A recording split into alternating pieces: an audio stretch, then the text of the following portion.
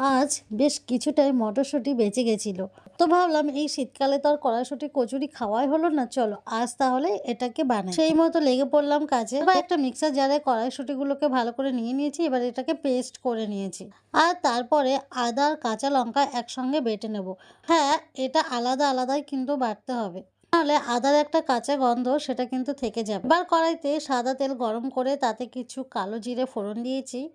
এবার এই যে আদা আর কাঁচা লঙ্কাটা পেস্ট করেছিলাম সেটা দিয়ে বেশ কিছুক্ষণ ভাজবো, যাতে এই যে গন্ধটা সেটা যেন না থাকে।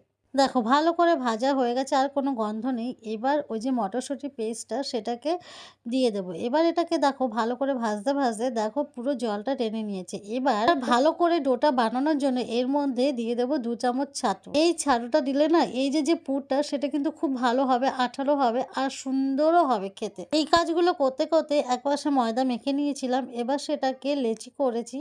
এবার তার মধ্যে পুরগুলোকে ভরে দেবো। পরে পদ্ধতিগুলো তোমরা জানোই, একটু পুর ভরে দিয়ে ওর মধ্যে বেশ ভালো করে মুখটা বন্ধ করে দিয়ে তারপর বেলতে হবে।